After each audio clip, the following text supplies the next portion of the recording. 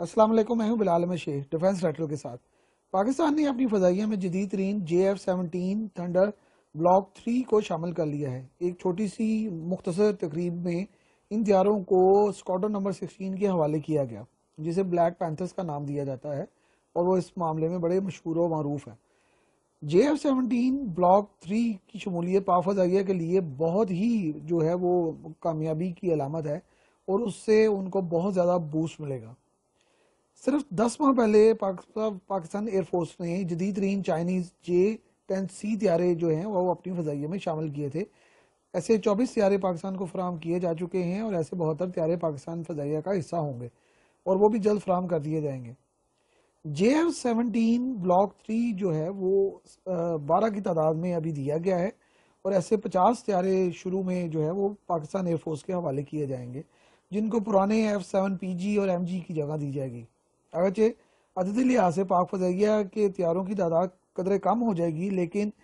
सलाहियत के लिहाज से JF-17 ब्लॉक 3 बहुत ही शानदार सलाहियतों का मालिक है और 4.5 जनरेशन के हामिल त्यारे हैं। पाक फ़ज़ाइया को ये बहुत बड़ा एडवांटेज हासिल हो गया है कि उसके पास JF-17 ब्लॉक 3 और J-10C दोनों ही 4+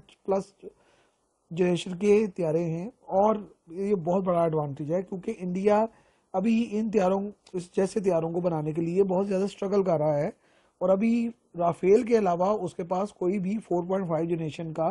त्यारा मौजूद नहीं है। JF-17 ब्लॉक 3 के डिज़ाइन और फीचर्स में काफ़ी तब्दीलियाँ की गई हैं, जिससे इसकी परवाज़ और फुर्ती में इजाफा हुआ है। इस त्यारे में J-20 जो चाइना का बहुत बड़ा बेहतरीन त्यारा है, माइटी ड्रैगन, उसके हाईटेक आलात जो हैं एवियोनिक्स और वगैरह फायर कंट्रोल सिस्टम सारे उसी के लगाए गए हैं। इन बेहतरियों के बाद JF-17 ब्लॉक 3 जो है वो बहुत ज़्यादा बेहतर हो गया है और इसकी सलाहियत जो है वो इस वक्त आलमी सतह पर बहुत ज़्यादा जदीद त्यारों के हम पल्ला हो गई है। चीनी साथ के PL-10 शॉर्ट रेंज फ़ज़ा से फ़ज़ा में मार करने वाले मिसाइल भी इसमें नस्ब किए गए हैं, जो लेटेस्ट मॉडल के हैं और बहुत ज़्यादा एक्यूरेट और जो हैं वो कामयाब माने जाते हैं। और चाइनीज़ एयरफोर्स भी अभी उसको अपने J-20 और J-35 J-31 त्यारों में इस्तेमाल कर रही है। इसके अलावा फ़ज़ा से फ़ज़ा में मार करने वाले दूर मार PL-15 जो मिसाइल हैं वो भी लगाए गए हैं और ये भी बड़े एक्यूरेट, बड़े तेज़ रफ्तार और फ्रंट लाइन के हथियार हैं, जो कि चीन की फ़ज़ाइया जो है वो अपने बहुत जदीद जो एरोप्लेन्स हैं उसमें इस्तेमाल कर रही है। JF-17 ब्लॉक 3 में जदीद तरीन हेड अप डिस्प्ले, मिसाइल से बचाव की वार्निंग सिस्टम, इलेक्ट्रॉनिक वारफेयर की सलाहियत मौजूद है। जदीद तरीन KLG-7A इलेक्ट्रॉनिकली स्कैंड एरी रडार जो है वो भी इसका हिस्सा है, जो 150 किलोमीटर ऊपर और 100 किलोमीटर नीचे देख सकता है और एक ही वक्त में 10 टारगेट को ट्रैक कर सकता है।